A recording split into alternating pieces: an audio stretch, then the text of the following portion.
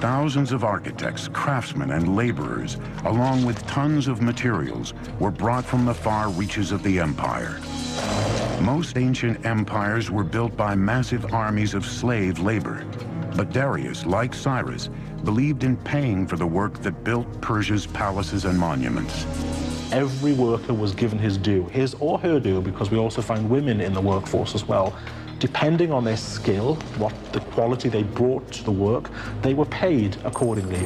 No expense was spared. Persepolis would be the signature monument of Persian power and glory. First of all, it's important to remember the origin of the Persians themselves. That is to say that these were a nomadic people. They lived in tented accommodation, and they would up their tents, move somewhere else, and plant their tents again. Now, as time went on, these tents became more and more elaborate affairs. And essentially what we're having at Persepolis is a tent turned into stone. The Apadana is nothing more than a stone tented building. The magnificent audience hall Darius built was called the Apadana. Each of those great monumental stone pillars are inspired by the kinds of wooden pillars that upheld a beautiful canvas roof. But now that canvas roof has turned to beautiful cedar wood instead. So the nomadic origins of the Persians gives the impetus to part of their architecture, but that's not all. The city's palaces were adorned in gold and silver, expensive tapestries, and colorful tiles. The walls were studded with carved reliefs of peaceful depictions of visiting dignitaries from conquered lands. But Persepolis' spectacular engineering achievements extended far beyond the city walls. Its intricately designed and constructed water and drainage system were unrivaled anywhere. Before the actual soil was placed in, first, Darius's engineers constructed a drainage system, plumbing, drain pipes. These would be covered. Water was also brought in along the Qanat system. But then those drain pipes, which would drain the effluents out, those were taken underground below the surface where the visitor would never see that. Even during his most ambitious projects to enhance the empire's monuments and infrastructure, Darius never stopped expanding his empire. Under the brilliant leadership of Darius, the Persian Empire grew to staggering size. It included modern Iran and Pakistan, parts of Afghanistan, Armenia, Turkey, Syria, Egypt, Lebanon, Jordan, Palestine, parts of Central Asia, all the way to northern India. And man, this is a lot of turf. To connect the farthest reaches of the empire, Darius would launch two audacious building projects. One would stretch over 1,500 miles of the Persian Empire. The other would connect the Red Sea to the Mediterranean. Creating gardens was held in such high esteem that the Persian kings wished to be remembered as gardeners.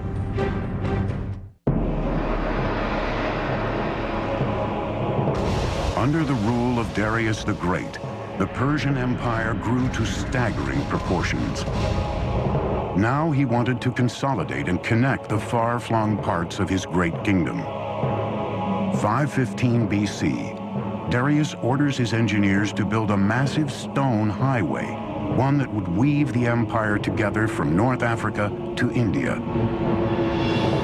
Extending over 1,500 miles of the empire, he would call it the Royal Road. This was quite the engineering feat because this had to traverse through mountains, forests, deserts. So typically, earth would be packed, hardened, for example. They may not have had asphalt, but they certainly had knowledge of packing gravel or tiny rocks.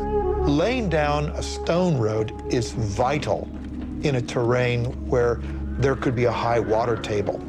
You don't want to get your feet stuck in the mud. You don't want to get your cart stuck in the mud. So you have to raise the road surface up. That means laying down some kind of surface initially that will either absorb the groundwater or not allow the groundwater to displace the road. The Royal Road was linked by 111 rest stations and inns every 18 miles, where travelers could eat, sleep, and switch to fresh horses. To ensure safety, watchmen were posted all along its great length. Now, I'm going to talk with my friend, Dr. Lloyd Llewellyn-Jones from the University of Edinburgh, professor of ancient history. I got to ask you this. Was it that safe? Essentially, yeah. I think what Darius, if you will, manages to do here is an incredible feat. I mean, we're standing here in Turkey, okay, right, and we could take one route straight the way through into central Iran. I mean, that's pretty good going. How fast? Okay, so if we're on horseback and we're riding from one of these little garrisons to garrison every 15 miles, changing fresh horses, we can do that in about 6-7 days, maybe. 6 or 7 days? Yeah. So you could send messages on this road, friends, Yeah, next city? Most definitely, and you know, and for trade, it's a godsend, as you can imagine. And this road cut through so much stuff. I mean, it just doesn't follow, you know, a formal pathway. It has to cross rivers, so it crosses the Tigris, it crosses the ferry, River Halys, by ferry, right? Sometimes it clings to the side of mountains, sometimes it clings to the side of rivers. So the terrain is changeable. It's not drained or anything like that, so it's not as advanced as some of the Roman roads we got in later periods. So it doesn't have a gutter system? No, nothing like that, nothing like that. But what it's essentially is, it's sort of maybe 20 feet wide with a sort of chip-in base, which is good for horse treads and that kind of stuff, you know. And carriages and exactly, to get things through as quickly as you can, basically. Well, Lloyd, it's been a pleasure talking with you. Yeah, thank you for enlightening us about this incredible road. But Darius still wasn't through. There was one territory Darius had yet to firmly control, the vast riches of North Africa, and he was determined to build a gateway there. He had his engineers devise a giant canal linking the Mediterranean and the Red Sea. Everyone has heard of the Suez Canal, but how many have heard of Darius's canal? What Darius did was build an east-west canal that was 130 miles long. With the Persian knowledge of hydrology, Darius's engineers used digging tools made of bronze and iron to first open the canal, then clear any blown sand and line it with stone ready for his ships to sail. It would take 7 years to complete the 130-mile-long waterway, with a massive labor force of Egyptian stone cutters and canal builders. Parts of the canal between the Nile and the Red Sea were actually not waterways, but just points along which the ships could be dragged until they reached another deeper portion where they could again sail their course. Darius says, I, Darius, king of kings, conqueror of Egypt, built this canal. He connected the Red Sea to the Nile River for trade, and he says, and ships were brought along my canal. By 500 BC, Persia was the largest empire the world had ever seen, even exceeding the size and wealth of Rome at its height 4 centuries later. Persia was invincible, and its appetite for conquest was beginning to frighten an emerging power across the Mediterranean, the city-states of Greece. Just a little geographical info. That big body of water out there is the Black Sea. This thin body of water here is the Bosphorus Strait that connects the Black Sea to the Mediterranean. So I'm standing in Asia, or Asia Minor, if you will, and that land over there is Europe. Now, in 494 BC, Darius put down a revolt from some cities on the coast of Turkey. But this revolt had been supported by Athens, so Darius wanted to teach Athens a lesson. He was going to march on Greece and attack that city. But how is he going to do it? He's got to go across the sea. Well, he takes a bridge of boats, pontoons, if you will, and lines them up from that point to that point and marches an army, so Herodotus says, of 70,000 men across the sea to attack Greece. Amazing. Persian engineers connected one side of the Bosporus to the other by scuttling boats side by side to form the foundation. Then they built a highway across the top, linking Asia to Europe. Probably this was a system of planks, and underneath there was a system of packed earth or perhaps dry wood to keep basically the road stable. Now, to keep the ships from wobbling, they must have used an anchor system of a certain weight, because if the anchor would have been too heavy, that would have, of course, tilted or damaged the ships. There was no breaking of the planks, not only due to the weight of the army crossing it, but due to the choppy waters of the Bosphorus. That's quite the feat of engineering before the age of computers. It is late August in the year 490 BC. Darius has already marched into Greece and taken Macedonia.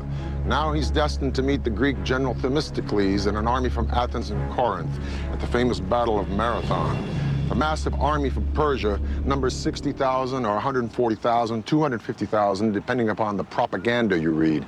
Suffice it to say, the Greeks are outnumbered 10 to 1. Their only recourse is to send for reinforcements. So the legendary runner Philippides runs from Marathon to Sparta, a distance of 140 miles in 2 days, hence the name of the race, Marathon. The two armies faced each other separated by a vast open plain. If they clashed head-on, the massive Persian forces would mow down the greatly outnumbered Greeks. This was the beginning of the Persian Wars. A reduced Greek force attacked the Persians head-on. The Persians went for an easy kill. But the remaining Greek forces had split into two and opened two other fronts against the Persians. Sucked into a bloody slaughter pit, the Persians suffered heavy losses and retreated. For the Greeks, it was a great victory.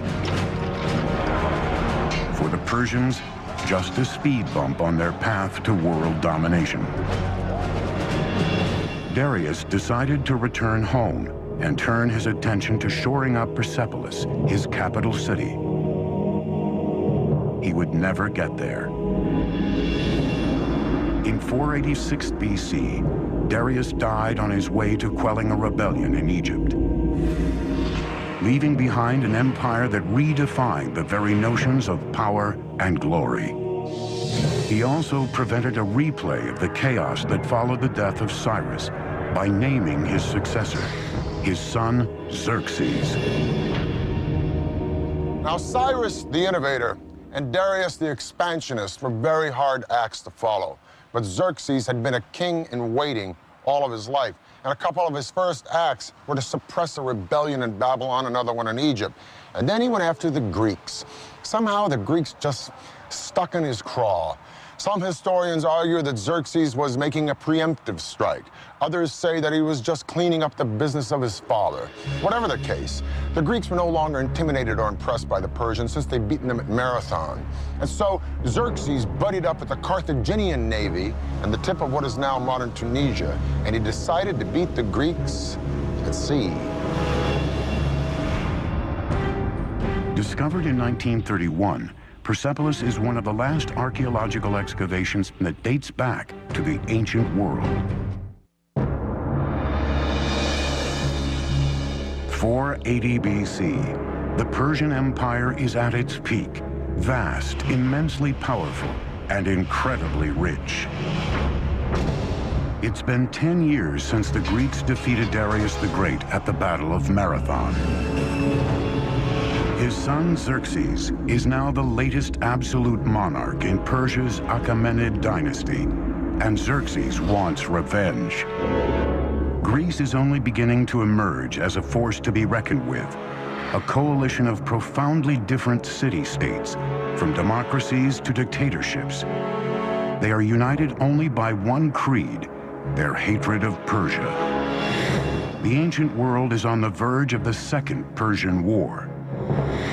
The outcome will lay the foundation for the modern world. Greeks traditionally called everybody except themselves barbarians. So this whole thing really between East and West started probably with the Persians and the Greeks and continued ever since. The Persian invasion of Greece would be one of the greatest collaborations of strategy and engineering in military history. The massive invasion would be a complex land-sea assault